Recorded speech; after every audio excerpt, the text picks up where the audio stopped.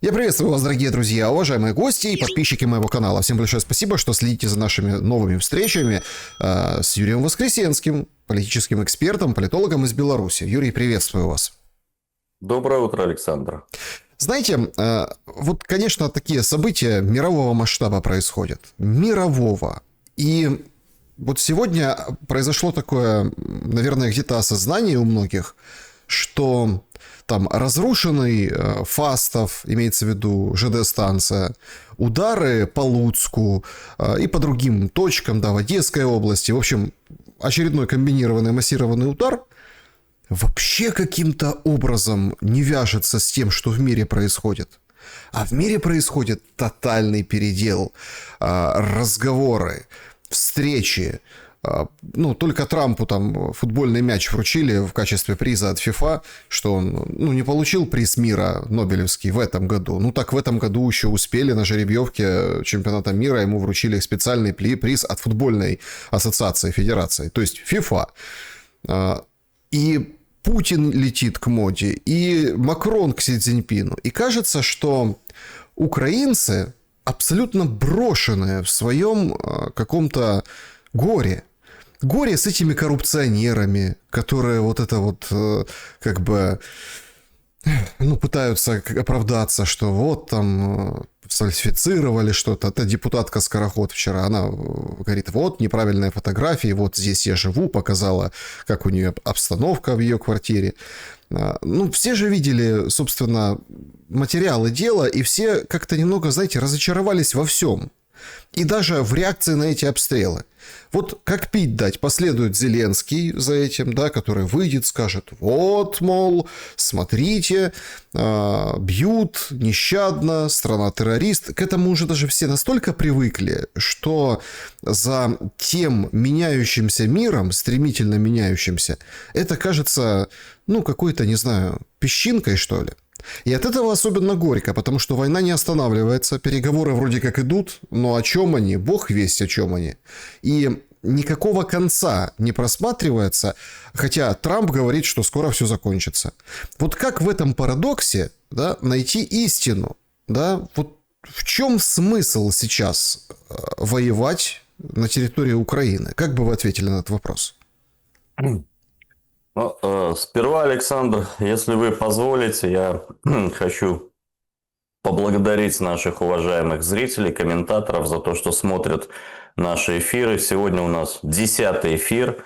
Совокупно мы набрали более 1,5 миллиона просмотров, десятки тысяч лайков, репостов, комментариев. Поэтому призываем к такой же активности наших уважаемых зрителей и слушателей, потому что мы с Александром работаем прежде всего для вас. Теперь, что касается того, что происходит сегодня в мире, в целом, в Украине в частности, и что делать. Вы знаете, что мои любимые два произведения, точнее заголовки этих произведений, это Герцен и Чернышевский, кто виноват, что делать. Поэтому и здесь, применив вот такую, может быть, некоторую дальнюю аллегорию, можно сказать, спасение рук утопающих, дело рук самих утопающих. И то, что в Украине в очередной раз поймали депутата-коррупционера или депутатку-коррупционера, которая вроде бы говорила нормальные в последнее время лозунги и даже была у вас в эфире, говорит о том, что нету там на верхах никакой правды. Поэтому каждый житель Украины, с моей точки зрения, должен спасаться и думать в рамках этой стратегии, что ему делать, как спасаться. То ли переезжать на дачу из Киева, то ли под киевской дачи уезжать вообще из страны. Потому что действительно в ближайшее время никакого подписания мирного соглашения не наблюдается. Мы эту историю наблюдали еще в начале года, как только произошла инаугурация Трампа. Помните, там саммит мира был, там какие-то уже, эксперты говорили, что вот, неделя осталась, 2. Я думаю, что Человек, который анализирует то, что сейчас происходит на фронте и в мире, понимает, что в этой обстановке никакое мирное соглашение не подписывается. Как говорит самый главный миротворец на планете Земля, для танго нужны двое, а я бы добавил, что и диалог – это дорога с двухсторонним движением. Но посмотрите, как украинская сторона отреагировала и подвела итоги визита господина Виткофа и Кушнера. Вместо того, чтобы хоть как-то прекратить на время обстрелы гражданской инфраструктуры, вместо того, чтобы прекратить какую-то политизацию государственных органов, они тут же приняли соответствующий закон, где исключили русский язык из языков, значит, которым нужна защита. Хоть какие-то тут эксперты говорят, что да нет, это будет регулироваться другим законом, так я скажу, да нет, это демонстративный акт для обострения и разжигания вот этой грядущей гражданской войны. Тут же вышли бэки, атаковали портовую инфраструктуру, причем демонстративно, опять-таки в Черном море, несмотря на то, что и Верховный главнокомандующий России, и президент Беларуси, а вы знаете, он любит делиться инсайдами, ранее сказал про Одессу и Николаев господину Зеленскому. Несмотря на это, опять из устья Дуная вышли 4 там бэка, опять все атаковали. То есть, мне кажется, это целенаправленные, умышленные действия украинской стороны. Что касается Трампа и вручения ему вот этого меча, знаете, вспомнился анекдот с посещением Леонида Ильича Израиля. Он, значит, приехал туда весь в орденах, своих медалях, звездах, и увидел впервые звезду Давида. И говорит: а вручите мне ее. И ему говорят: Леонид Ильич, так это же звезда Давида. Он говорит: не проблема, была Давида, будет Леонида. Вот это примерно похожая ситуация, значит, с мечом Трампа. Ну, хочет у человека идея фикс. Значит, вот этот peace deal, да, по-английски выражаясь, и Нобелевская премия мира. Ну, пока Нобелевской нет, ну, хотя бы премию футболистов. Вот. Наверное, дальше последуют какие-то шахматные, гимнастические... Видов спорта много, да, Юрий. Вот. Но, значит, каждый тут решает свои задачи, и если мы, и когда мы в процессе своего разговора перейдем к концепции национальной безопасности США, к доктринальному документу. Помните, мы с вами говорили, чтобы что-то, значит, заблестело там в конце туннеля, США должны изменить доктринальные документы. Без этого все это балабольство. И вот знаете, они изменили в своей NSS, National Security Strategy, они изменили эти документы. И возвращаясь к вопросу спасения утопающих, дело рук своих утопающих, да, вот к этому первому вашему вопросу, а что делать, что ожидать, и как они рассматривают Украину. Они очень интересно в каком контексте рассматривают в этой концепции Украину. Я даже, значит, позволил себе записать, значит, и процитировать некоторые тезисы. Но я думаю, что мы еще подробно ее разберем. Значит, Трамп и новая американская администрация ставят целью добиться скорейшего прекращения, цитата, боевых действий для стабилизации европейских экономик. Не для того, чтобы для прекращения убийства украинского народа, для прекращения разрушения украинской инфраструктуры, украинского государства, отторжения украинских земель. Нет. Цитата: для стабилизации европейских экономик. Вы понимаете, на каком месте мы все с вами, украинцы, русские, белорусы, находятся в их миропонимании? Это очень важный момент. И я надеюсь, у украинских наших коллег, которые испытывали какие-то иллюзии, вот эта пелена сошла. И даже если Трампа сменит потом снова Байден, вроде бы он там баллотироваться опять собрался, понимаете, ничего не изменится. Ничего не изменится, потому что они рассматривают эту войну как, ну, мы, извините за цинизм, читали про вот резню между Тутси и Пхуту. Ну, там кто-то кого-то там 1 или 2 или 3 порезал. Да какая разница? Где это Тутси, где это Пхуту? И вот так же они нас рассматривают, русских, белорусов и украинцев. И выход этот, значит, для конкретной семьи это спасение утопающих, дело рук утопающих. Но в целом выход должен быть, когда созреет украинский политический класс. Его нет. Мы видим, вот правильно, так его о том нет. политическом классе, понимаете, кто хоть маломальски, опять-таки, мне не хочется там хейтить, да, там, народную депутатку в этом отношении. Все как бы сделано руками НАБУ, все продемонстрировано, она говорит фальсификация и так далее. Но даже маломальский человек сейчас, выходящий и говорящий, что там власть плохая, Зеленского долой, давайте вот это... Так он на пленках Миндича. Ну, или он, или о нем, или фигурирует, или каким-то образом помогает, является посредником, берет денежку и передает другому человеку. Он в системе, понимаете? И когда... Это же парадоксальная вещь произошла с украинцами. Когда же выбирали Зеленского, мы же хотели, чтобы кто-то был, все украинцы, 73%, хотел, чтобы был кто-то вне системы. Ну, то есть, чтобы он по-своему, чтобы вот разрушил все это. А он не разрушил. Он новое создал, да такое, что на голову не налазит. Когда министры никто ни за что не отвечает. Когда, условно, спросить не с кого. А те, с кого спрашивают по политическим мотивам. Где подозрения Ермаку? Нет подозрения Ермаку. А где заменитель Ермака? Всю неделю говорили, вот то ли тот, то ли этот, то ли 5, то ли 10. 0 по модулю.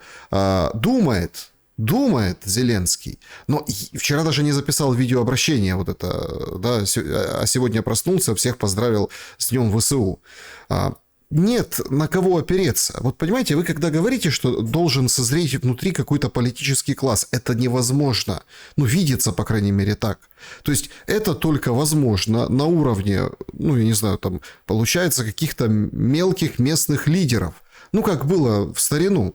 Да, взял какой-то атаман, махнул шашкой, к нему сбежались селяне, мужики поддержали. Так мужиков нет. Повыдергивали всех. То есть, есть только, получается, женщины, старики, молодежь, дети, да, и вот эти вот, ну, вы поняли, полицаи, да, которые кошмарят украинцев. То есть, там даже не родится никто такой, который скажет, значит, так. Получается, мы делаем вывод, кто-то должен родиться в этой среде, насквозь прогнившей и, ну, вот, полностью пропитанной этой коррупцией, и щупальца тянутся ведь очень далеко. Это ведь не то, что там, наше какое представление? Вот депутата взяли. Нет.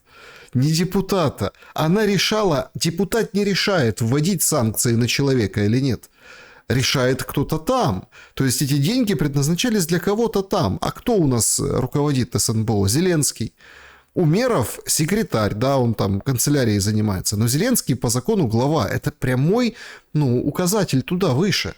Вернемся к американцам. Это, кстати, очень интересно, то, что вы подметили по поводу европейцев. Сырский дал интервью Sky News. Ну, видно было, что Зеленскому сейчас вообще не с руки что-то комментировать. У него не стабилизировался процесс еще до конца. Хотя все говорят, что ничего с ним не будет, аппаратно все будет выстроено. Зеленский, значит, отдает этот скипидар, да, или там скипидар. Скипетр. И скипидара чуть-чуть. Отдает Сырскому, и тот выходит на публику международную и внутреннюю. Говорит, ни пяти земли не отдадим, воевать будем до последнего, мощное, потужное. Ну, тут день такой, да, день вооруженных сил Украины. Но он говорит, что если США нас бросят, ну, то Европа должна нас поддержать. Послушайте, пишут в стратегии, что надо стабилизировать экономики Европы.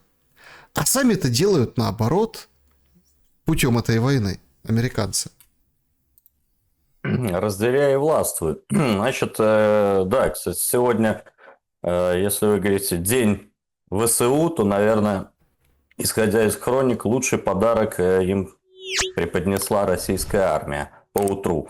А что касается Сырского, конечно, ему нужен не скипидар, а вазелин в ближайшее время.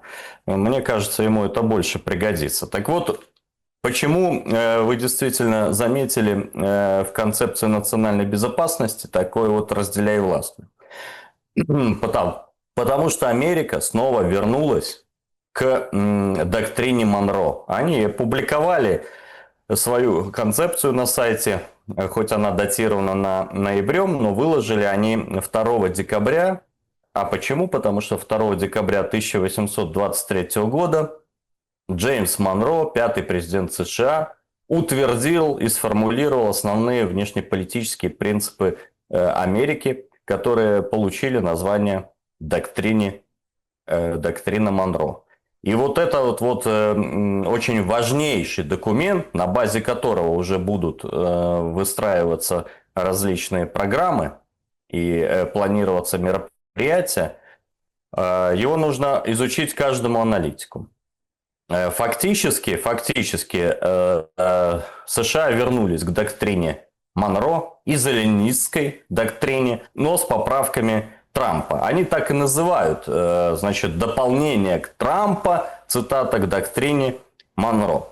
И вот у них среди практически весь текст пронизан словами «America first», «America first», «America first». Значит, они в ближайшее время будут сосредотачиваться на интересах в западном полушарии и в Южно-Китайском море и в Индо-Тихоокеанском регионе. Почему в ближайшее время? И даже 2026 год, выборы осенью конгрессменов, нижней и верхней палаты, ничего не изменят в этой доктрине. Потому что эта доктрина не утверждается, не принимается Конгрессом. Она принимается Государственным департаментом США и администрацией США. Кабинетом так называемым. Поэтому как минимум всю каденцию президента Трампа будет действовать текст этой доктрины. И там есть очень интересные цитаты. Например, в преамбуле. Наши элиты сильно ошиблись в оценке готовности США нести нагрузку, в которой американский народ не видит никакой связи с национальными интересами. То есть фактически они уходят от мессианства, от вот этой глобальной миссии США нести свободу, демократию, права человека. Дальше пишется в концепции. Они, это наши элиты американские, сделали огромные, ошибочные, разрушительные ставки на глобализм. Вы представляете? То есть это то, что звучало в эфире наших всех каналов, которые в том числе называют пропагандистскими. Угу. Но фактически это цитатами идет в концепции, значит, США. Они позволили, пишется дальше, нашим союзникам перенести стоимость своей обороны на американский народ, что недопустимо. Из этой фразы вы понимаете, и не только из фразы, а из цифр, которые недавно опубликованы, что ни ЕС, ни Украина не получат больше ничего. За просто так. Только за деньги.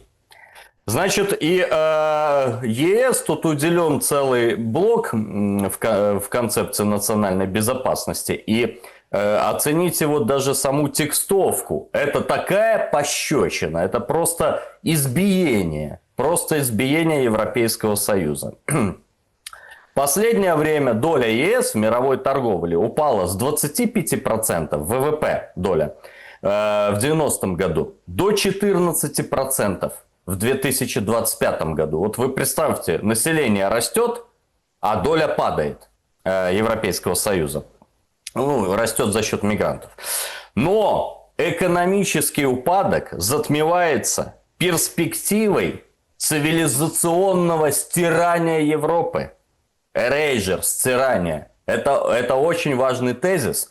Значит, США говорит, что Европа стала на путь просто своего саморазрушения. То, о чем мы говорили в своем эфире. Дальше касаемо ЕС. Тут говорится о том, что в ЕС существует подрыв суверенитета, цензура свободы слова, подавление политической оппозиции, значит, потеря национальной идентичности. Это, Александр и уважаемые зрители, это все прямые цитаты. Как говорится, Владимир Рудольфович Соловьев нервно курит в сторонке от таких цитат. А почему эти цитаты зафиксированы в концепции? Потому что они верифицированы и являются самой настоящей правдой. Значит, касаемо наших ситуаций, касаемо братоубийственной войны, концепция национальной безопасности фиксирует, что нужно восстановить стратегическую стабильность ЕС и России. Вот, значит, но это дело, как говорится, самой ЕС. Вообще, чтобы вы поняли направленность и центричность концепции, я загрузил в специальную программу, где посчитал хэштеги. Значит, слово «Украина» упомянуто 4 раза, слово «Индия» 7 раз, слово «Россия» 10 раз. А как вы думаете, больше всего какое слово? Нет, ну, конечно, Китай. А вот нет, Александр. А больше всего упомянуто слово «Трамп». 27 раз. Всего там 33 страницы, но 4 страницы это содержание. То есть всего 29 страниц. Так вот, 27 раз на 29 страницах упомянуто слово «Трамп». Ну, я думаю, здесь комментарии излишни. Значит, Америка отказывается от своего миссионерства. Точнее, переносит его исключительно на западное полушарие. Естественно, она в ближайшее время будет решать вопрос с Венесуэлой в связи с залежами нефти. Значит, Европу она оставляет и Украину 1 на 1, наедине и с Россией, и со всеми странами. Вот. При этом фиксирует, что Европа теряет национальную идентичность. Кстати, там и зафиксировано фактически запрет на расширение НАТО. Ну, в такой дипломатической формулировке. Но в связи с тем, что некоторые страны Европы, там так написано в концепции, скоро могут быть не европейские, ну, видимо, за счет мигрантов, то нет смысла в расширении бесконечном НАТО. То есть, наконец-то произошло то важное доктринальное изменение, которое может все-таки дать надежду на мир. Но, то есть надежда уже есть. И до этого надежды вообще не было, даже долгие годы. Сейчас доктринальные изменения произошли. Но сейчас все зависит уже от других игроков, таких как Россия, Европа и Украина. Значит, Россия готова обсуждать какие-то вопросы. Что касается Европы, мы видим, она делает все, чтобы ничего не обсуждать. Ну а касаемо украинского политического класса, его нет, он отсутствует. А кто на себе рвет рубашку, оказывается такой же коррупционер. А кто стремится сейчас изгнать нелегитимного Зеленского, он давным-давно на содержании западных структур, и соросята, и другие, так сказать, британофилы, да, другие подвиды. Я в этих сортах украинского политикума не разбираюсь. И в связи с этим вот вспоминается тот пункт, который 12 пунктов, помните, предложила белорусская общественность, я озвучил их. И там был важнейший пункт: полная перезагрузка украинской власти. Полностью все территориальные громады, мэры, облсоветы, Рада, президент, все должно быть переизбрано, чтобы мы могли артикулировать интересы украинского народа. Потому что тот класс, который сейчас мы видим, он не позволяет рассчитывать на какое-то перемирие. Даже вот посмотрите, моя любимая пословица у американцев: сила мелочей в том, что их много. Вот вы посмотрите, значит, самого, так сказать, главаря украинского политического класса освободили, провели у него обыски. При обыске у него нашли оккультную комнату, где он обряды проводил. какие-то, значит, там зеркала, куклу Вуду. Кто-то говорит даже с лицом Зеленского, пропитанного биологической жидкостью Ермака. Не знаю, так это или нет, но вы просто представьте, человек, который управлял всей украинской, значит, вертикалью, фактически являлся оккультным сатанистом. Понимаете? И тут опять Соловьев Владимир Рудольфович сейчас вообще напьется после таких событий. Так о чем мы действительно можем говорить, если американцы передали пас нам, европейцам России и Украины, Европа вся разложена, а украинский политический класс выродился. Нет, смотрите, мне кажется, что это вот эта вот история, допустим, правда это или нет, тут сложно гадать, да? Насчет куклы? Ну, нет, насчет вот этих всех пропитанных, ну и так далее, как бы оккультных вещей. Но вы же понимаете, что это такая хрень, которая не касается сути дела. Ну вот понимаете, суть-то в чем? Делай, что хочешь, ответь. Ну там, пропитывай, коли иголки, Зеленским там управляй, или там какие-то жертвоприношения приноси, или какие-то воссылай какие-то своим богам, делай, что хочешь. Ты ответь, где деньги? Ведь это же парадокс. Трамп говорит, 350 миллиардов нам обошлась Украина. А нам это имеет в виду Америки. Значит, большинство, или там большая часть, не большая, а большая часть, это кэш, ну и, конечно, вооружение там и остальное. То есть, представляете, сколько кэша упало на голову, что можно мозги на бекрень поехали. Поэтому это вот такая какая-то, знаете, нет, это, конечно, очень интересно, вот, но, простите, это о многом говорит, но это не меняет сути дела. Подозрения нет, тюрьмы нет, никто его не ищет. Есть там данные, что он, может быть, там получит документы о прикрытии и смоется куда-нибудь. Ну, почему нет, да? То есть, финансы. Я приводил пример такой, опять вы так упомянули по поводу Венесуэлы и разрешения вопроса. Ну, вот если продолжать эту линию американскую, Телеграф публикует, что в ноябре Мадуро связался с Трампом и говорит, значит, мне надо 200 миллионов долларов, я хочу на Кубе, ну, в крайнем случае в Катаре оказаться, жить безбедно, и со мной вот эти мои там несколько сот человек. Ну, то есть, у них иммунитет, вы их не трогаете, и мы отдаем тебе Венесуэлу. То есть, на самом деле, ну, понятно, что это там где-то желтизна тоже, да, вот этой за Телеграф. Но, по сути, Трамп становится решалой. Трамп решает вопрос. Окей, 200 миллионов тебе на жизнь хватит, твоим детям, внукам, и плюс еще 200 человек с их никто трогать не будет. Мы тебе гарантируем, мы Америка, мы спецслужбы, все, никто на тебя не прыгнет, не рыпнется. Вали с Венесуэлы. Это нам, как это, методология или инструкция, как сдать страну. Понимаете? Это же пример для Зеленского вместе с Ермаком и всей этой кликой. И вот тут возникает, понятно, что Венесуэла, конечно, не Украина, но сама калька вполне себе удобоварима для того, чтобы понять, как у них делаются дела и как они решают вопросы. Потрясающий же материал, не находите? Да, но понимаете, почему так американцы решают вопрос? На самом деле есть определенная методология в дипломатии. Она называется, значит, дипломатия второй, третьей, четвертой дорожки.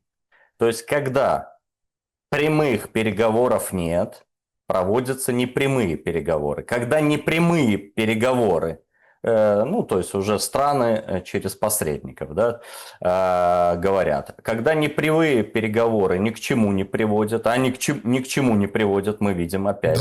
Да. Значит, включается уже вторая, третья, четвертая дорожка. Это встречи коммерсантов, это встречи спортсменов, там священнослужителей, лидеров какого-то мнения. Поэтому сейчас, значит, время коммерсантов.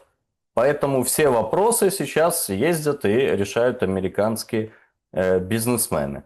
Это хорошо, потому что у них такой подход, как вы когда-то описали, да, пора заканчивать с этим дерьмом, у них нормальный подход. Да? Быстрый, конкретный, четкий. Нам это еще хорошо. Почему? Потому что среди этих коммерсантов есть и Джаред Кушнер, внук, простите, белорусских партизан. Это отдельная история. Это отдельная фантастическая история, как его дед и бабка Иосиф Беркович и Рая Кушнер сбежали от немецких нацистов и пособников. А пособники вы знаете, кто были и кто расстреливал и палил белорусские деревни. Ну, например, чтобы не быть голословным, и касаемо кейса вот дедушки и бабушки Кушнера, мы приведем пример, что 8 декабря 1941 года в Новогрудке, в этом гетто, где содержались бабушка и дедушка Кушнера, значит, нацисты немецкие расстреляли в один день 3000 евреев.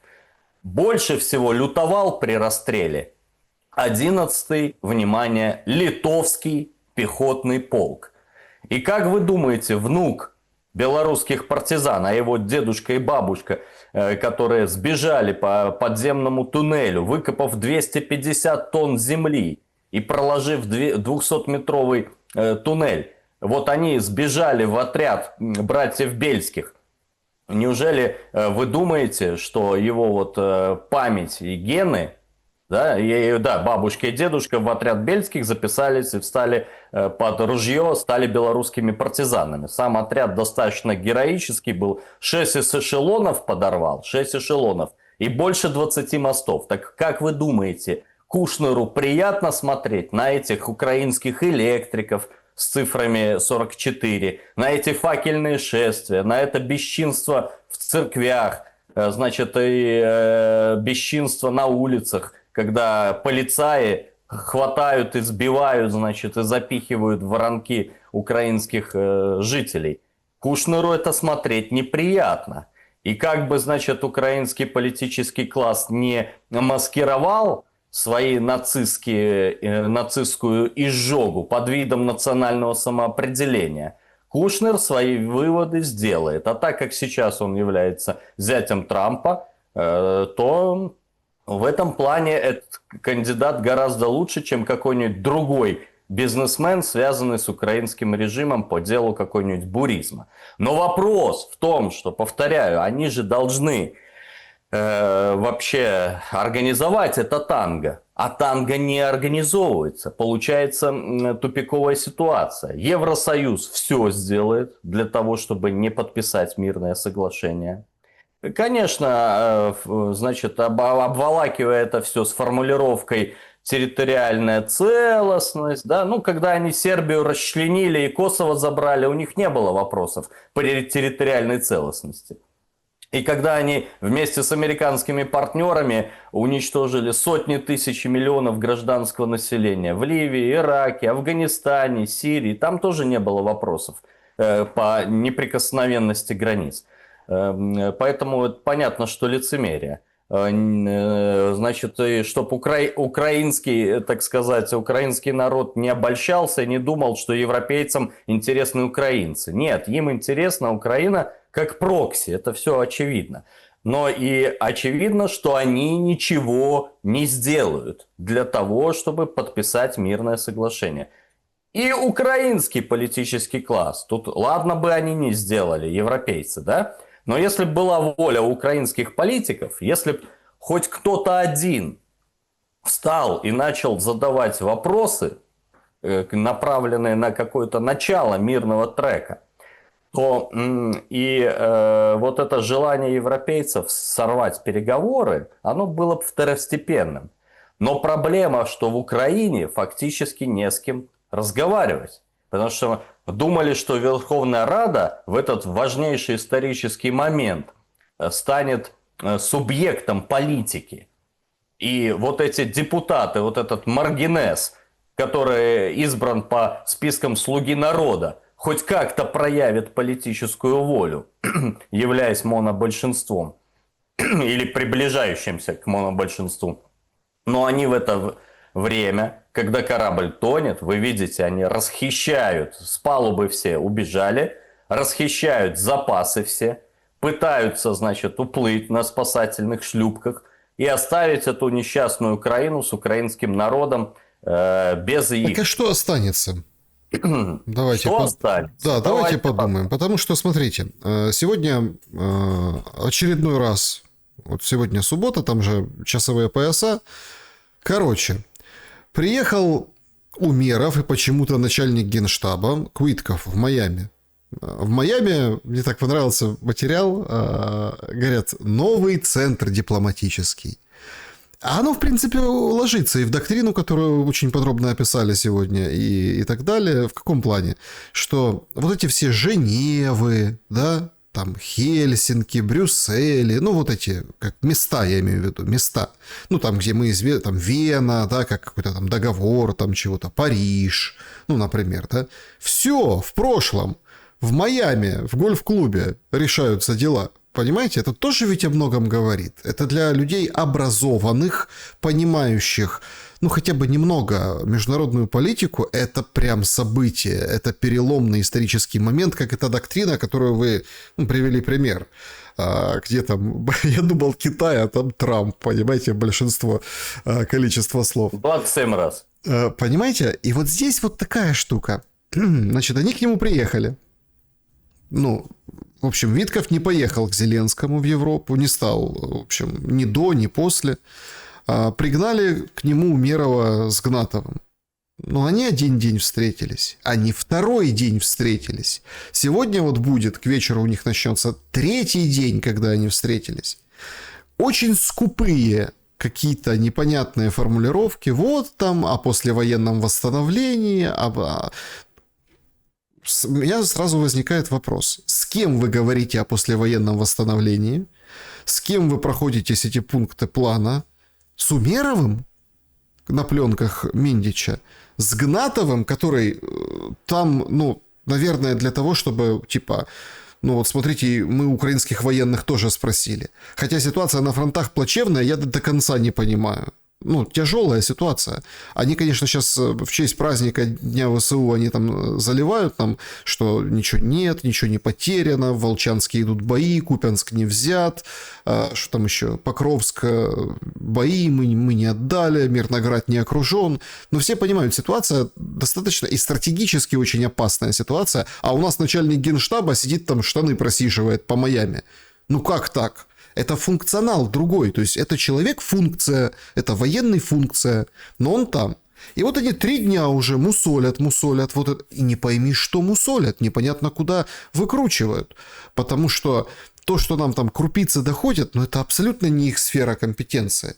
Получается, вот эти 2 человека, там еще есть Поклад СБУшный, зам СБУ, и Буданов, но они вот в первый раз, вот тот раз еще, когда большие делегации. Но Кислица вроде в Киеве встречается с Зеленским сегодня. То есть они очень такие микропереговоры проводят. Но о таких глобальных вещах, как нам рассказывают, несоответствие полное. Вы понимаете, о чем они, ну как, со стороны, может, видно, о чем они трут? О каком будущем для Украины они договариваются? Ну, эти персонажи могут договариваться исключительно о будущем для себя. И труд-то они протирают штаны именно в Украине, потому что дом-то их как раз-таки есть Флорида.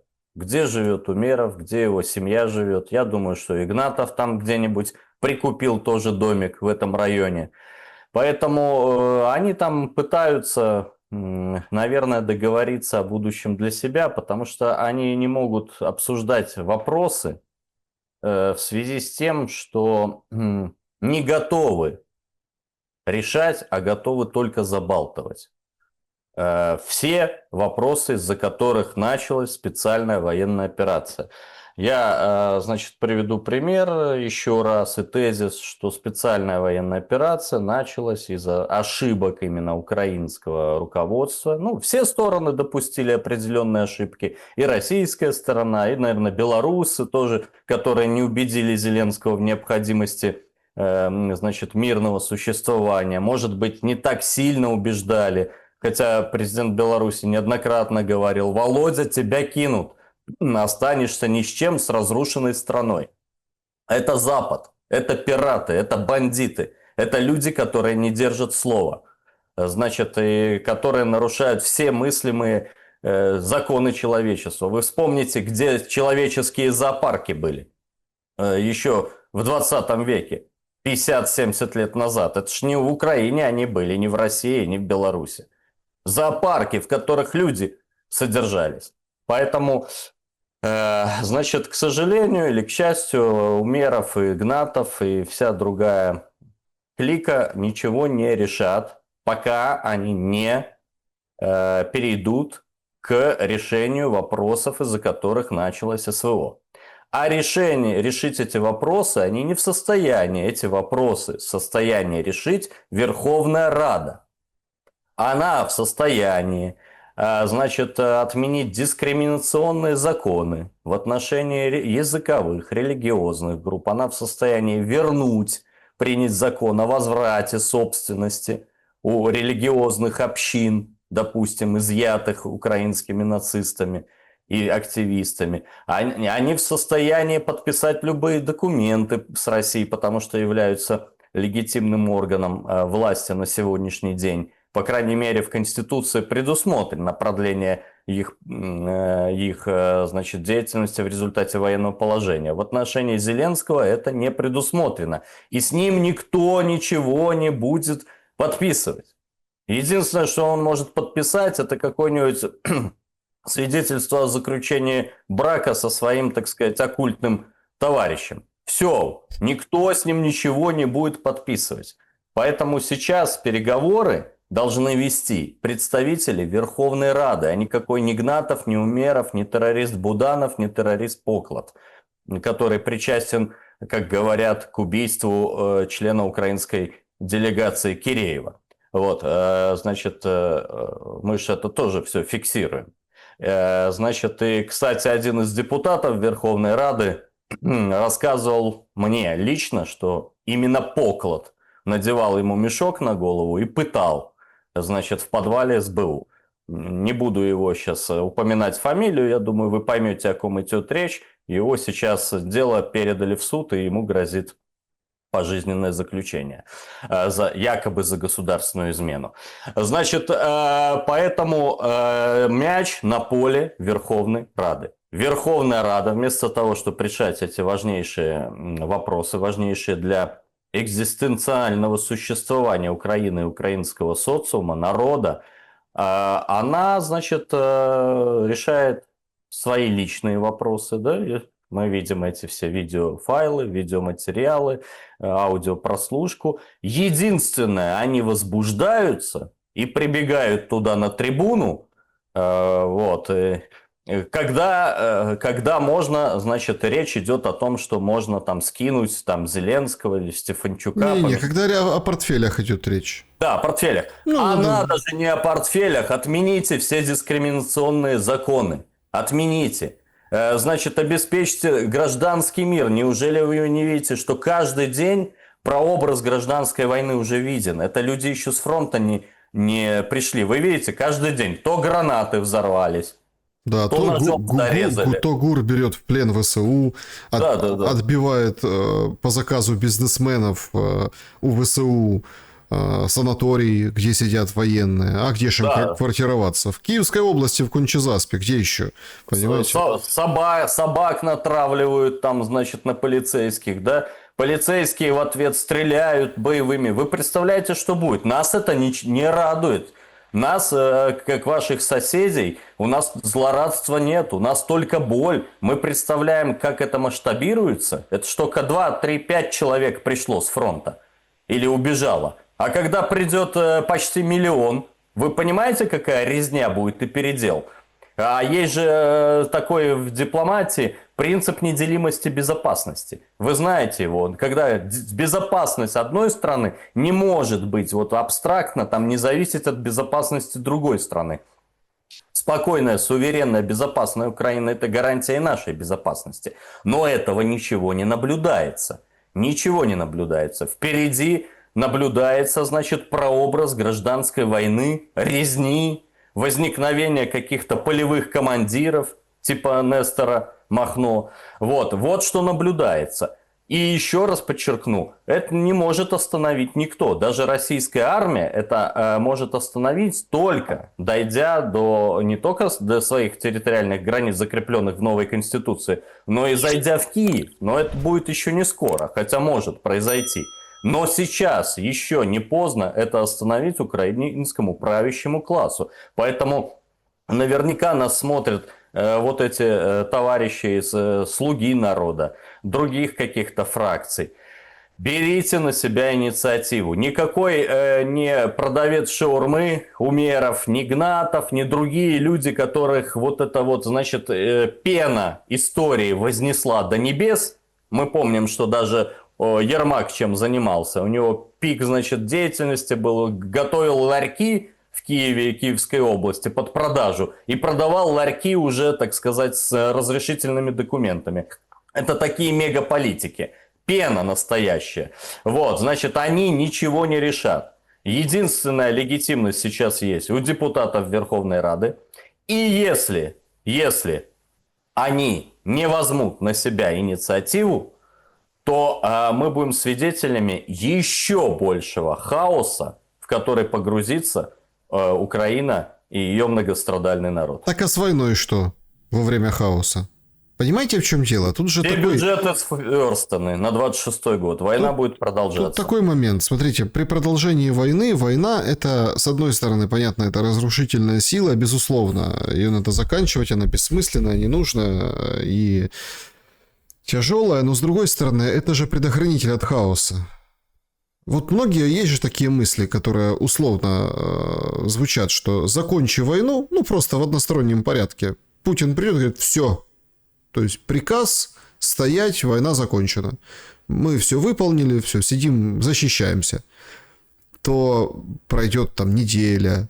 Причем, смотрите, не месяцами я говорю, а неделя, другая, третья. И начнутся как раз вот эти процессы в Украине. И поэтому как бы война все равно спасает вот этот политический класс.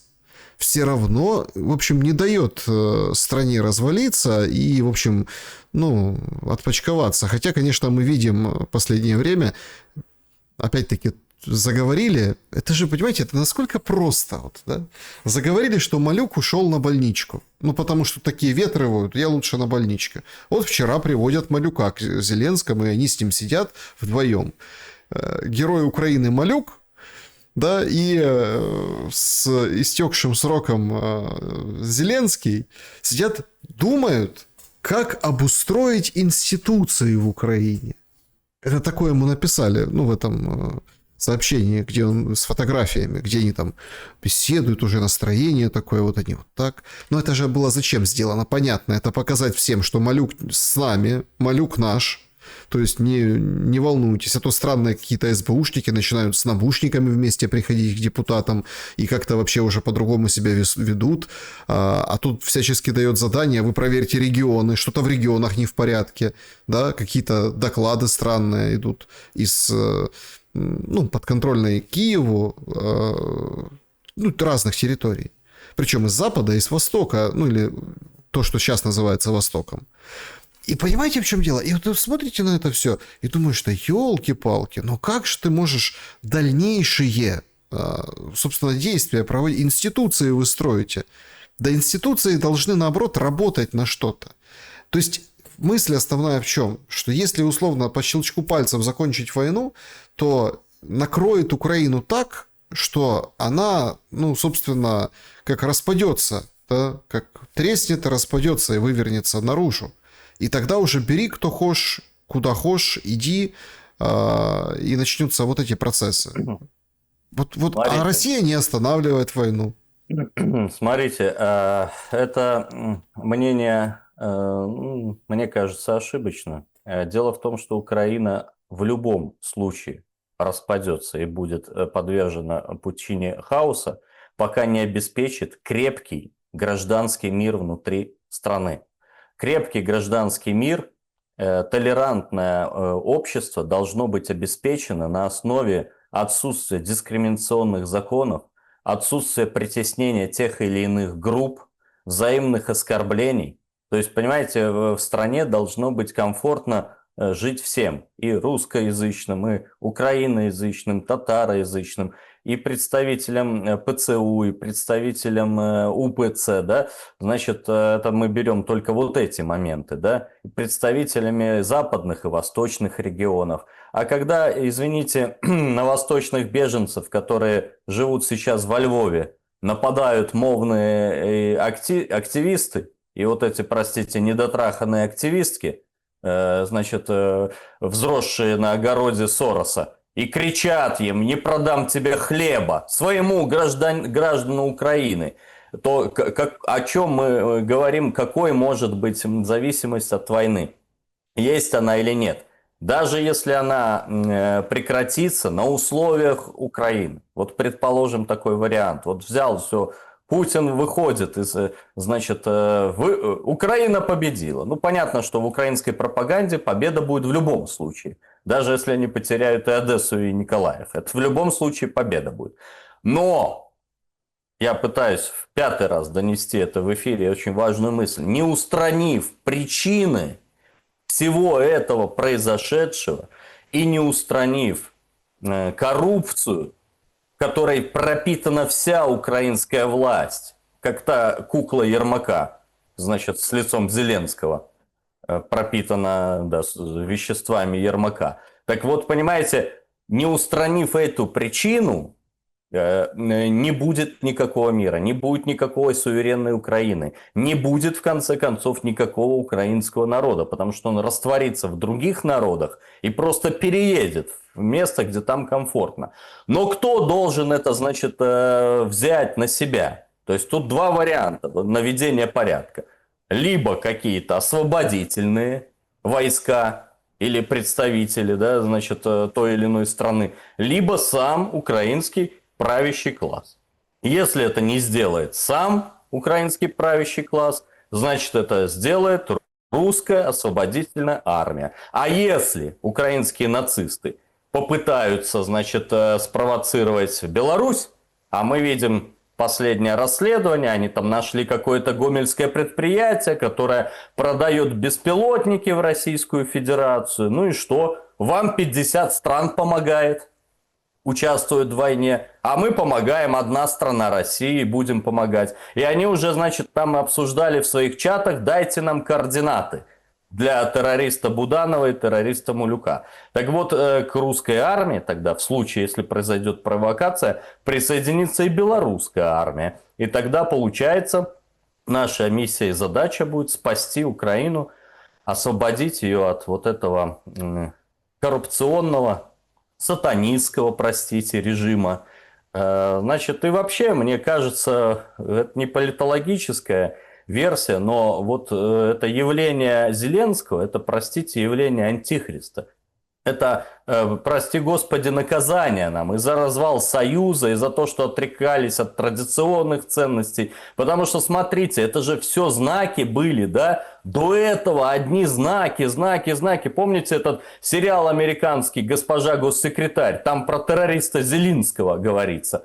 Про, значит, этот Миндич хотел уехать из страны в сериале «Слуга народа», да? То есть все это были знаки, а мы их не прочитали и теперь расплачиваемся. Так вот, чтобы эта плата ужасная, которую мы заплатили, мы, потому что я считаю единым русские братьями, русские, белорусские, украинские народы, и нам всегда больно смотреть, что происходит. Так вот, если чтобы эта плата хотя бы осталась той, гигантской, но не увеличилась, надо немедленно принимать решения. Решения, направленные на устранение причин специальной военной операции. Потому что пока не будут устранены причины, война будет продолжаться. Это объективная реальность. Да, знаете, и я так начал с широкой рамки. Нам же многое показал визит Путина в Индию. Нам имеется в виду там, украинцам и всем тем, кто жил в этой всей пелене пропаганды. Вот вы говорите, Европа тоже много уделили времени сегодня. Они не могут решить ничего, ну, имеется в виду с точки зрения денег российских. Не могут. Опять собирались, опять, в общем, ничего не решили. по поводу пустить деньги на войну в Украине российские, да. Потому что ну, все у них просто так, все они как бы за ценности, но когда речь заходит о деньгах, все по-другому. И насколько о деньгах, вроде о деньгах была встреча Путина и Моди. Ну, потому что, давайте откровенно, товарооборот, военное сотрудничество, даже без виз, внимание, перспектива без виза российско-индийского, как вот сейчас без виз запустили с Китаем на год, да, кажется, на год можно теперь летать. Это ведь тоже про деньги, это про обмен капиталами, там, людьми, туризм, ну, все на свете. То есть, как бы это тоже про деньги. Все вообще как бы вроде как про деньги. Но мультфильмы можно было не снимать, можно было не выстраивать вот эту вот площадь, парад с, ну, скажем так, индийской армией, там разные, у них там касты, в общем, разные... Короче, разная иерархия, то есть вот этих именно военных, они там все по-разному выглядят, то есть исторические там, скажем, традиции, там вообще по-другому это все. Можно было там, собственно, 4 или 5 часов тоже не говорить с Моди с глазу на глаз. И на телевидении индийское, ну, смысл выпускать Путина, да, вот еще в прямой эфир, который там о геополитике рассуждает, кому чем можно торговать, кому нельзя, и говорит, я аж устал на переговорах с Виткофом и Кушнером, так долго они длились. То есть это уже не про деньги, это уже про отношения дальнейшие в рамках изменившегося де-факто мирового порядка. Вот изменившегося. В завершении, вот как бы вы оценили, на что нам указывает вот эта встреча, ну и грядущие решения, да, которые принесли вот эти 2 дня Путина в Индии? Вы знаете, наступила точка невозврата в формировании новой геополитической реальности. Этот тезис подкрепляется двумя цифрами. Долгое время, долгие десятилетия, если не сказать столетия, у нас было доллар США в качестве доминирующей среди резервных валют и среди расчетных валют. Так вот, впервые были обновлены исторические минимумы. В качестве резервной валюты доллар США занимает сейчас 57% в резервах центральных банков, в то время как раньше доходил до 88%. А в качестве расчетов в системе SWIFT, например, в августе его доля упала до 47%. Он по-прежнему на первом месте, но он теряет позиции, эта валюта, он теряет контрольный пакет. И это подтверждает тезис, что наступила и формируется новая геополитическая реальность. А еще этот тезис подтверждает то, что страны глобального большинства перестали слушать дядюшку Сэма. Посмотрите на персидские монархии. Ведь эта авантюра в Венесуэле, которую сейчас замыслил главный миротворец планеты Земля, она же связана в том числе с отказом персидских монархий снижать цены на нефть. А когда им надо было снизить во время афганской войны, они на раз-два это сделали и обрушили фактически экономику Советского Союза. Сейчас полный отказ. Посмотрите на санкции. Да никто не выполняет. Никто не выполняет. Даже ввели санкции против Лукойла Роснефти, но еще больше выросла нефть. Только там уже, значит, покупатель страны Азии, а не Европы. Просто через прокладки действуют. Пока в мире есть хоть одна независимая страна, суверенная, а таких стран десятки сейчас, эти санкции не будут работать. То есть Запад потерял контрольный пакет влияния на все страны мира. И сформировалась уже прообраз той новой геополитической реальности, которую мы скоро увидим. И пройдет 10-20 лет, уже не в Брюсселе, Лондоне и Вашингтоне будут решать вопросы, а, простите, в Пекине, Москве и Дели. Вот в этих городах. Это нельзя отрицать. И это не может отрицать человек с аналитическим, да и любым видом типом мышления. Это же все видно, все очевидно. Именно поэтому с такой демонстративной помпой премьер-министр Моди встречал президента Путина. Это значит, что и другим странам надо, наверное, заканчивать полностью с ориентировкой на страны Запада, а все-таки ориентироваться, ну, если не на страны глобального большинства, которое сейчас сформировано и которое сейчас контролирует уже 45% мировой торговли, а хотя бы отстаивать свои интересы. И вот, знаете, у нас такая миссия немножко высокопарная у белорусов. Мы 30 лет заставляли и просили русских быть русскими и боролись с политикой кишлакизации России в своих выступлениях. Наконец-то, значит, пошла эта политика вспять. И также мы просим украинцев стать украинцами и украинское государство стать суверенным, независимым, отстаивать свои национальные интересы, а не интересы резидентов Флориды. Потому что, почему, казалось бы, мы хотим, чтобы Украина была крепкой и суверенной? Потому что, когда она будет суверенной, это же просто очевидно все. Она отстаивать будет свои интересы, она будет выстраивать равные отношения с соседями. И она снова откроет, сделает так, чтобы в Украине был гражданский мир, согласие, погонит грязными тряпками всех этих активистов и активисток, всех нациков, которые останутся, если в живых еще и вернутся с фронта с националистических подразделений. И снова будут белорусы ездить, как раньше, в Одессу и в Затоку. А приезжало по 1-1,5 миллиона человек с семьями. И мы снова будем посещать Крещатик, а вы Минск. Вот чего мы хотим. Мы хотим, чтобы украинцы стали украинцами, а не туземцами вот в этой большой шахматной партии между Западом и глобальным большинством.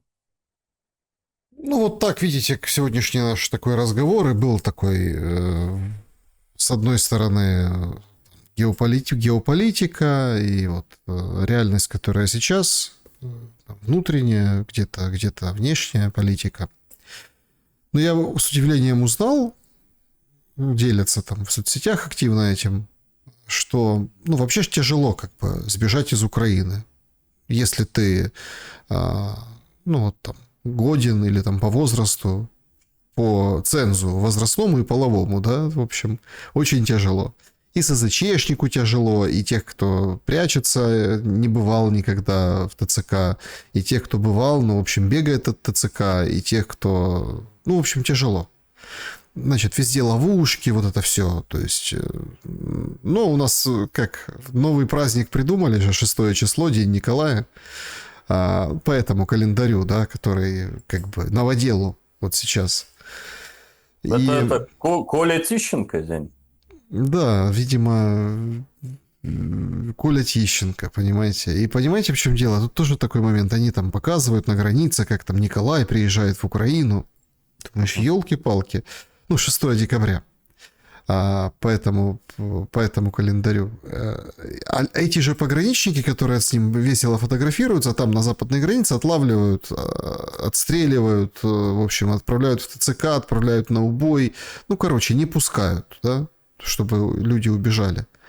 А тут внезапно выяснилось, что на границе с Белоруссией существуют пограничники украинские, которые за, ну, вообще по божеским ценам, по-божески, по сравнению с тем, чтобы перебежать западную границу или там границу с Румынией, там, ну, вы поняли, там, с Молдовой, вот эти все, там же это же популярные маршруты, а они прям вот по-божески, в 2-3 раза дешевле, чем это стоит, берут за руку, ведут на сторону Беларуси, там вот это оставляют по специальным тропам, они знают, где там заминировано, где не разминировано, то есть они вот берут, перевели, оставили, отправили. Там уже по-разному судьба складывается непосредственно в Беларуси. Кто-то, ну, всех проверяют, как бы выявляют, кто там... В общем, куда отправлять белорусу, например, украинца, да? Если он там не подходит к Беларуси? Ну, куда? В Польшу. И вот вам такой, как бы, в общем, да, там на 2-3 дня дольше это все дело, но как бы дисконты, понимаете, дисконты. Единственный минус, говорят, надо сразу заплатить, потому что на той стороне никто не встретит. В Беларуси кто тебя встретит, чтобы принять вторую часть оплаты, да, ну как это принято. Я когда это послушал, эти все истории, я, если честно, немного, ну как, обалдел. Понимаете? Казалось бы, Беларусь, казалось бы, вот эти, ну там лес, болото, то есть леса белорусские, тяжело пройти, или по Днепру плыли на матрасе, я помню как.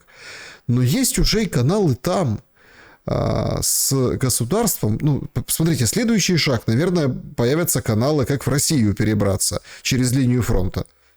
Доживем и до этого.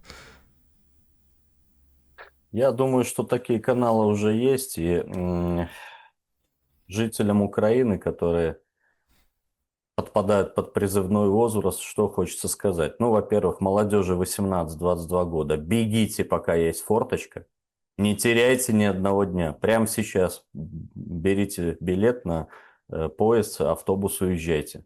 Любой ценой, потому что вы видите, что киевский марионеточный режим абсолютно неменяемый. Всем остальным ребятам стойкости сил. Я знаю, что у меня знакомый, я говорил, вот почти 4 года прячется в Днепре. Вот, держитесь, ждите освобождения, оно будет близко. Сейчас все будет идти в геометрической прогрессии, потому что уровень мотивации украинского войска, он упал на порядок после дела Миндича. Он упадет еще больше после последствий дела Миндича, потому что фигуранты не получили то, что заслуживают. А, извините, в военное время осуществления мародерства, вы понимаете, что должно быть наказано самой высшей мерой наказания, пожизненным заключением. Значит, тем героям, которые хотят прийти в Беларусь, их на самом деле немного, цифры наши официальные, это 58 человек за январь-ноябрь 2025 года, 58 человек прошло через границу. Эта процедура все равно может быть рискованная. Но еще хотел бы сказать, вот, что тем, кто желает приехать в Беларусь, мы всех принимаем. Даже внедренных, инфильтрованных агентов ГУР и СБУ.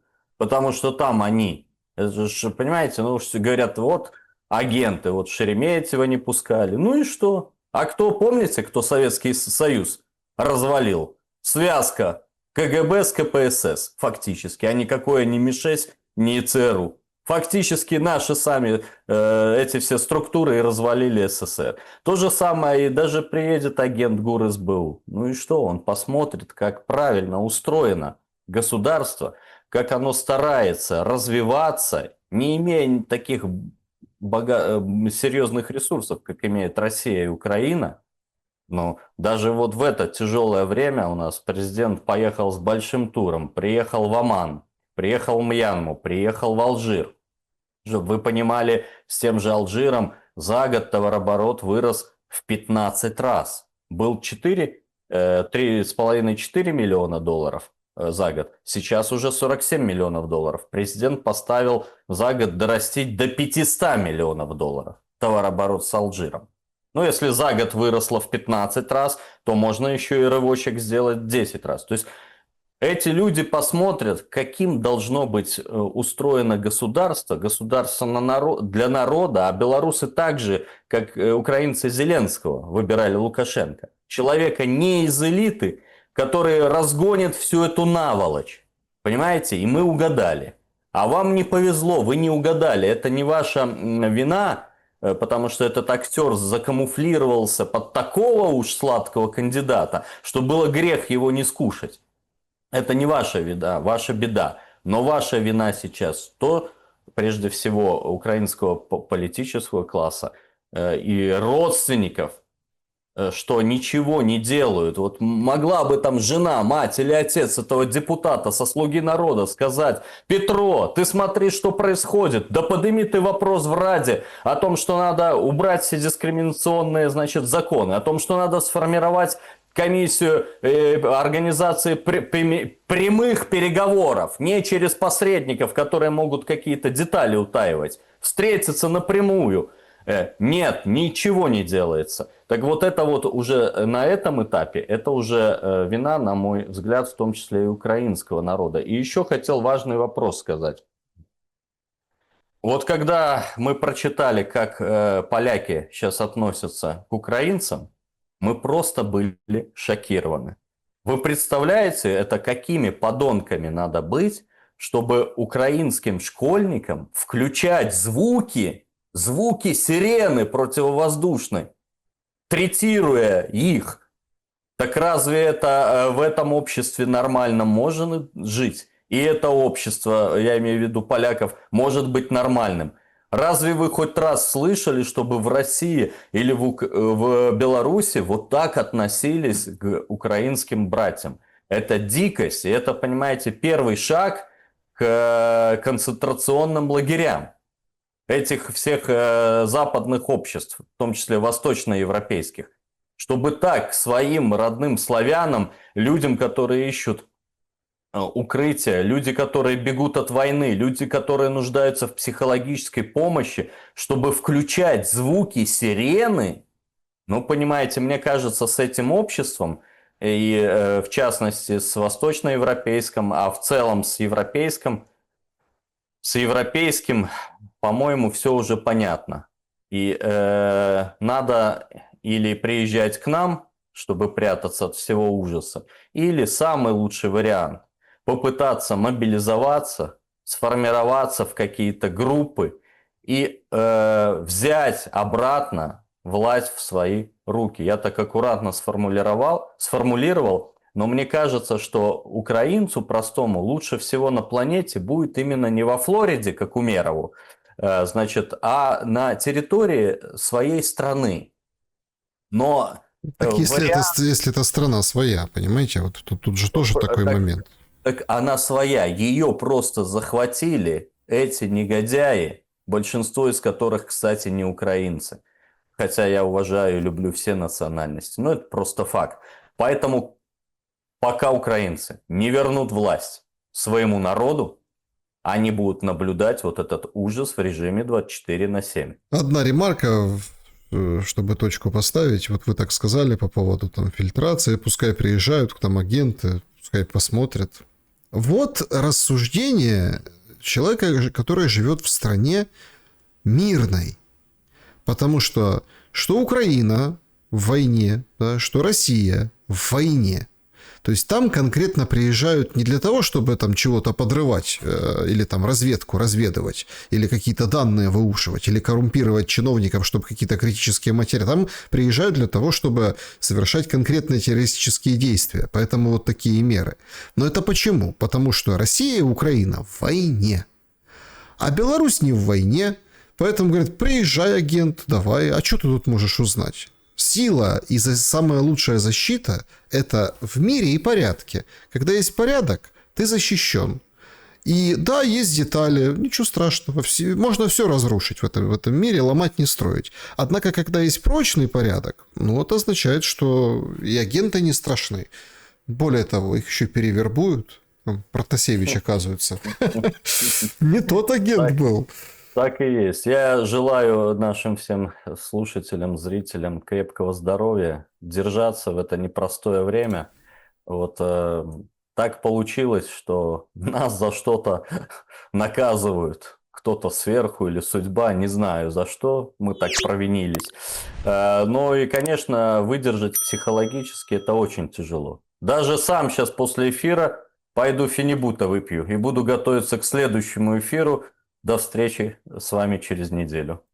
Друзья, берегите себя. Всем добра и света. До скорого.